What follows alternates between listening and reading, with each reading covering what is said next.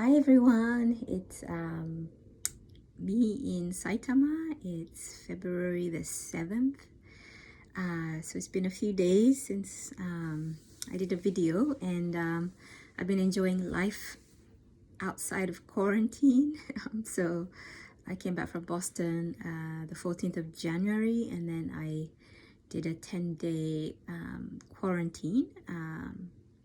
6 days at a hotel in Tokyo, 4 days in quarantine at home in Saitama, and then I've just been enjoying life again on the outside, meeting friends and, getting on the train, going shopping. I went to watch a really great movie last Wednesday, and just also enjoying church face to face. So that's been good. So like the ordinary things that we take for granted are very enjoyable when you don't have them for a while. So today I wanted to talk a little bit about depression. I'm sure many of you have struggled with depression or felt sad for periods of time in your life. So I wanted to talk about depression, particularly during the COVID-19 era, as we're still in, and especially struggling with depression in a foreign culture. So for me, that's been my kind of big battle, because I've lived in Japan now coming up to 7 years, and obviously for all of us, we've endured the pandemic, COVID-19 pandemic, since 2020. Going through various struggles, whether that's, depression, losing family members, having our lives really restricted, not being able to see friends and family, maybe changing our work or losing our jobs. So all kinds of, I'm sure all of you have been affected in different ways. So for me, I wanted to talk particularly about depression in another culture. So I struggled with depression for, I would say, like a good year and a half in Japan, and I was actually, I think I probably fell into depression before the pandemic really started, but I just didn't really realize what it was initially. So a lot of things changed in my life in 2019, so things like moving house and just losing some significant relationships as well, and it was just really hard to get adjusted with everything, because it all happened at the same time, and then COVID hit. So it was like, great, there's like triple, quadruple whammers. So it was really, really tough time for a long time, and especially towards like, the worst periods of it, it was not wanting to get out of bed, or just finding it really difficult to just get up, have the will to get up and, do something, even like brush your teeth and, get dressed or whatever. Not wanting to go out, not wanting to see anybody. And just, this feeling of severe isolation, which maybe we've all felt in different ways, but especially during, the state of emergencies, when, especially in Japan, things shut down, school closed, and we were told not to go out, basically, unless it's absolutely necessary, like to buy food, and that's it. So that was really hard because, we are social beings. We're made to be social, and, not being able to see people that you are familiar with, used to seeing, whether that's family or friends, acquaintances, anybody, that you normally see, was very difficult. And especially going through it in a foreign culture, foreign language, there was a lot of times I'll be watching the TV news and I had no idea what was going on, what they were saying. Is it bad news? Is it like bad news? So because my Japanese is still in process, in flux. So I think that made it so much more, what's the word? It just made it so much more intense, because it's difficult to find people to speak your own language, and to kind of process things in your own language. So I think that's really key, that if you are going through depression in another culture, and especially in Japan, it's great to find people who speak your language, whatever that is, whether that's Japanese, English, French, Spanish, whatever it is. Just find your community that you can reach out to and just speak in your own language. That's so important, because you often cannot express feelings, your heart feelings, in a foreign language, especially if you don't have enough vocabulary. So that was my situation. I didn't have enough vocabulary, and usually I'm the kind of person, I find it very hard to express my feelings to people that I don't know well, or even people I do know well. It's still difficult. So for me, it took a professional counselor who eventually really helped me to recover, and I'm so thankful. So yeah, I want to talk a little bit about that experience. So initially, I have great, wonderful friends all over the world, and especially some friends from Boston. They reached out a lot to me through WhatsApp, through SNS, and even 3 of them flew all the way to Japan to visit me. One came from Bangkok, another one came from Florida, and another one came from Boston, and they all kind of coordinated everything to basically, go find Ember in Japan. And that was in November 2019, so that was right before COVID hit. So I always remember these sweet friends who just came to kind of basically give me a hug in person, coming all the way here. So thank you. You guys know who you are. So that was very sweet. And then some friends in England basically helped me to find a clinical psychologist in the summer of 2021. So the summer of last year, I was finally able to be connected with a clinical psychologist. I tried looking by myself, but it was just, first of all, it was just so hard to even think, where do I start looking? I knew I had tried a Japanese counselor here in Chiba, and she was very nice, but for me it just wasn't the right counselor. I think the one important point to understand is, counseling is very relational, so you need to find a counselor you feel very comfortable with. So not you can't connect with all counselors, and not all counselors can connect well with their clients. So I would definitely recommend trying out a few counselors and just seeing the one that you're comfortable with. So don't feel discouraged if you go to a session or 2 and you're like, oh, I'm not really getting along with this counselor, or they're not really understanding me. That's okay. You can find another one. So that's what I recommend. So yeah, the Japanese counselor and she was very nice, but I felt like I didn't feel very like I could say things from the heart.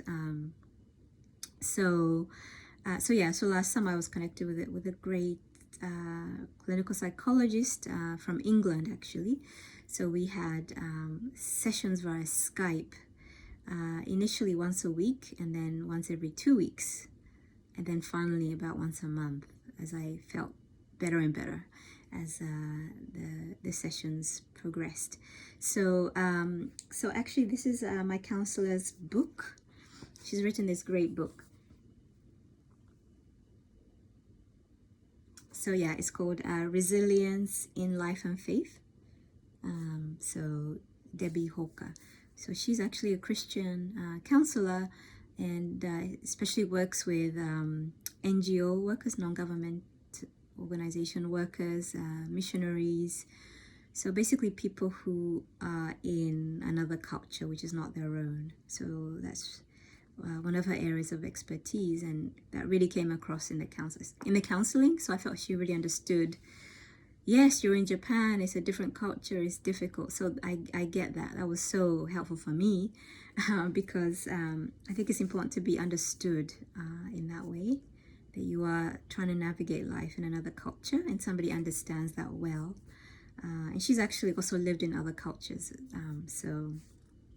she has experience, so it's good to check out the bios of your counselors as well, depending on the kind of issue that you're struggling with, that you want recovery from.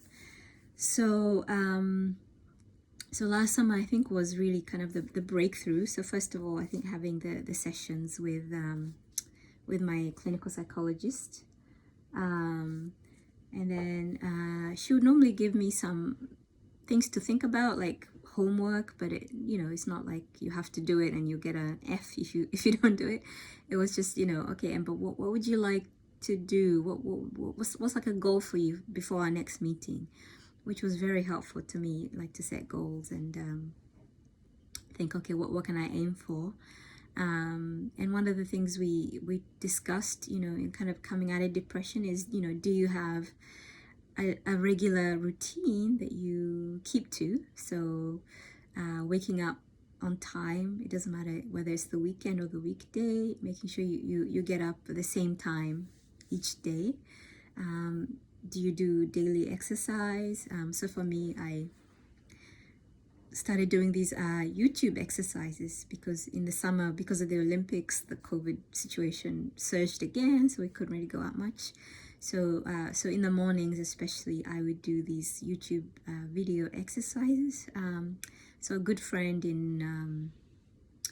now she's in Argentina, but she sent me those video links, and I've basically been using them since. They're so great.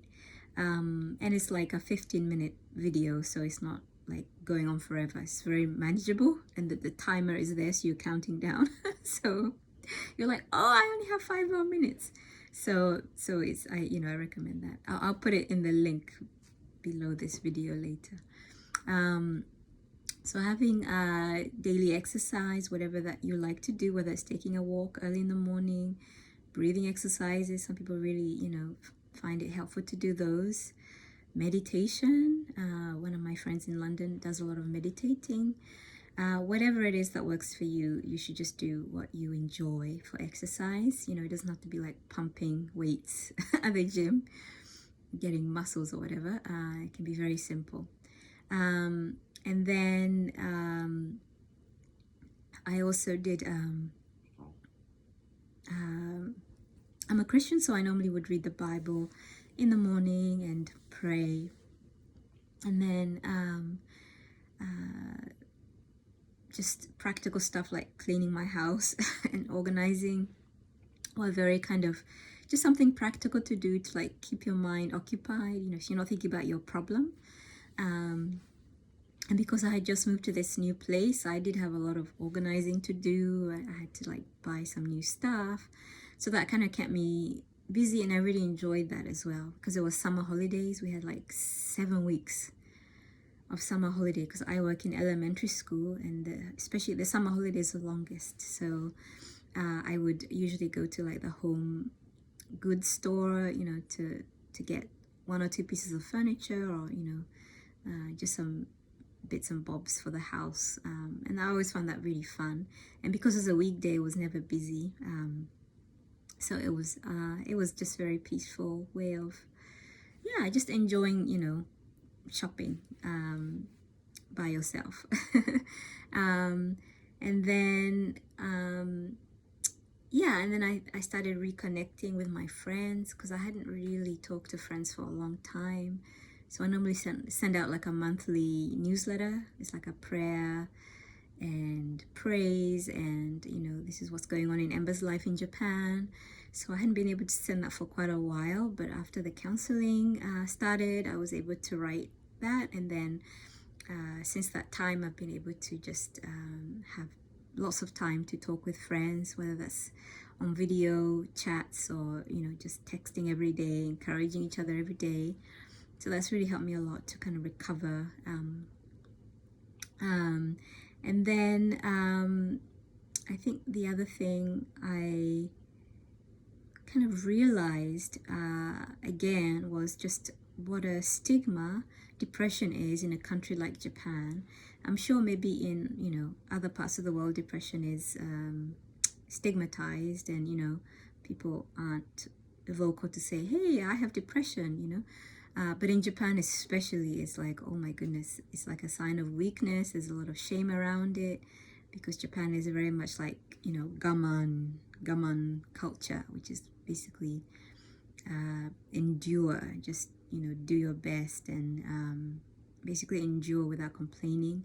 And some of my Japanese friends have said that they can't tell their issues, their problems, their heart issues to their friends or even their families because they don't want to bother people. They don't want to bother their close friends or their family. So which I found just mind-boggling. Who then can you tell your heart problems if you cannot tell your friends or your family? Who can you be yourself to? So it's really difficult here, and that's why Japan has, I think now it's like the 5th highest suicide rate in the world. There's a suicide in Japan every 15 minutes. Every 15 minutes somebody commits suicide in Japan. So that's a really sad situation. And also the counseling that's available here, it's great that, there are counseling services available, but they're definitely limited compared to the US, compared to the UK, other countries, including other Asian countries like South Korea. South Korea has the highest suicide rate in the world, but I know they have a wealth of counseling services and mental health experts and resources, such as, one of my friends was a drama therapist. There's a lot of art therapists in South Korea as well. So yeah, it's a lot more developed for mental health support in South Korea than Japan. And then I was able to meet this lovely couple from America. They lived in Japan for 6 years, basically to try to be part of the work of lowering the high suicide rate in Japan. So they developed these cards. So they're called high cards, How I Got Here. So these cards are basically like playing cards, so you have like your Ace of Spades here, and then you have like an issue, a topic.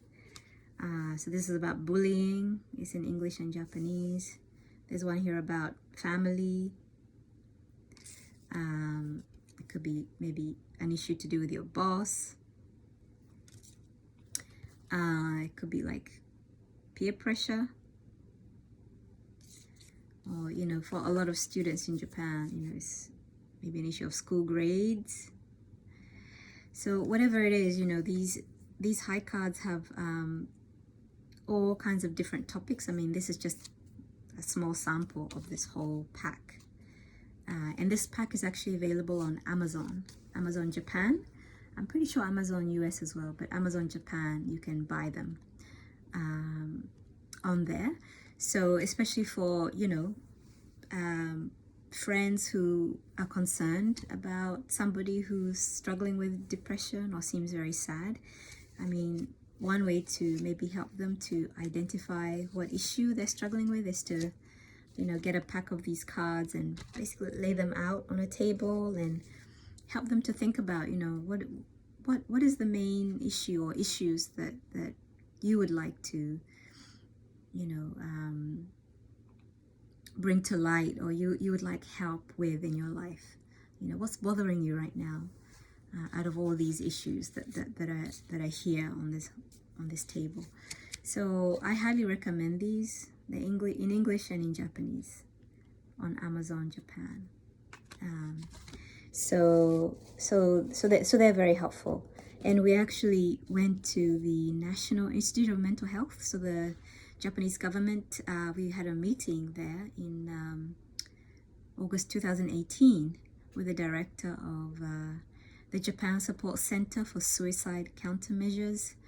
So Dr. Motohashi, he is basically in charge of the suicide prevention measures for Japan, and he works with other international government organizations such as the WHO, the World Health Organization. Very nice man, and I enjoyed talking to him, and my friends presented these cards to to him. So he was very grateful that they had spent so much time developing these cards. So that's one resource. If you know somebody who's struggling, or if you yourself are struggling, and maybe these cards can help you identify the issue, because sometimes we don't really know what's made us sad. I mean, sometimes we do know, but sometimes we don't know. We need help to kind of unearth it. I would recommend these cards. And then the other resource you might know of is a hotline, mental health hotline in Tokyo called TELL, T-E-L-L, Tokyo. So you can call that at any time when you have an issue. When I lived in northern Japan, I did actually call them once. I was like so stressed out in Aomori, help me.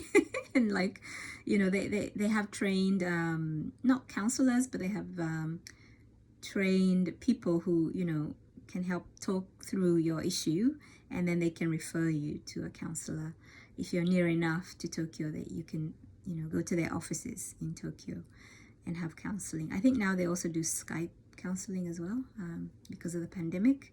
So I would recommend TELL Tokyo as well.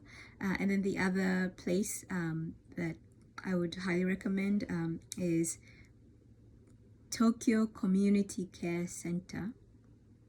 So this is an organization that was established some time ago by a Christian friend. He's a professional in counseling. He and his team developed this website, and they're there to basically help you in English and in Japanese. So this is their website actually. I'm gonna try to, so it looks like this. I don't know if you can see it well. Yeah. So when you go to the website, you have the option of selecting English or Japanese.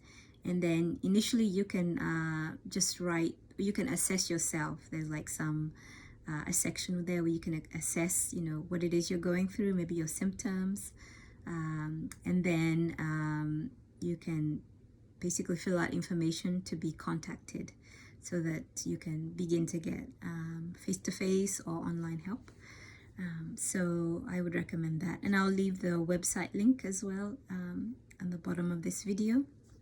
So please share that with your friends, or please reach out as well. So I think that's the key, is to reach out, because for me, I think for a long time I just didn't have the energy, and I was just so tired all the time. I was working in a big school, big elementary school.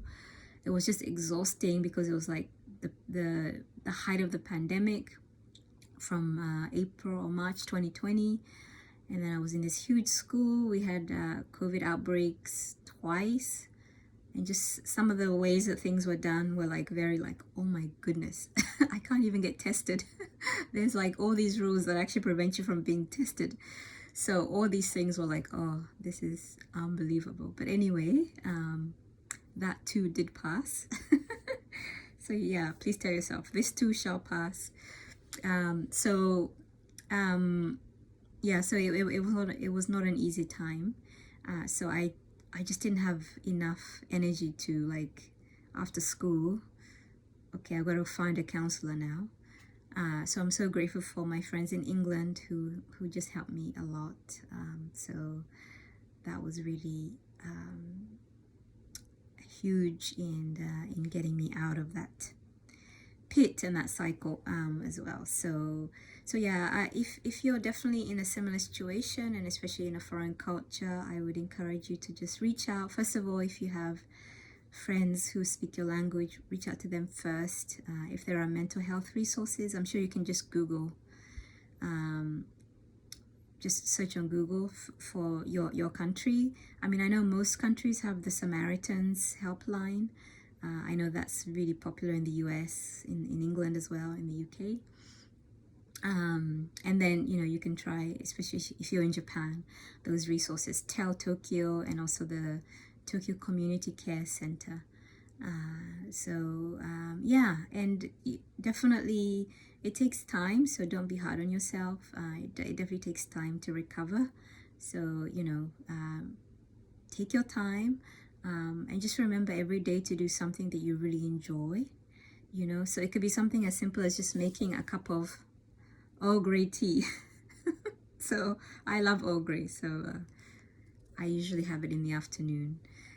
So it could be something like that, you know. And one of the things that my counselor and I discussed was those things that make you just have joy, you know. So yeah, one of those is for me drinking tea, having a biscuit from England. So I have some friends who send me care packages from England, so I've got my stash of biscuits and British tea. And then I love movies, so on Google app, if you have Google app, if you have Amazon Prime Video, if you have Netflix, you can, you know, choose whatever it is that you enjoy. So for me, I use Google app, and I actually invested in buying some of my favorite movies. So just classics. Some of them are really old, like The Sound of Music. But I can watch it anytime, you know, if I'm feeling a bit stressed. Okay, I'm going to put on The Sound of Music, lie on my hot carpet for, you know, a couple of hours, and everything will be fine. So I think just find what you enjoy and make sure that you have at least one thing you enjoy doing that you do every day. And I think the other thing that, especially as a Christian, reading the Bible and, you know, just connecting with God every day, I think, you know, God has been reminding me a lot about gratitude, how important it is to express gratitude and to experience gratitude. So if you're thankful for the little things, I think that really does change your mood. It changes your attitude, your perspective. So for me, yeah, every day, you know, I always tell God, you know, one or two things I'm really thankful for. You know, one of them is this little house that, you know, He provided very miraculously. You know, my family, my friends, whatever it is, you know. Today, God, I'm eating this delicious, you know, curry. It could be something very simple. So just, yeah, practice gratitude, and that really does help a lot.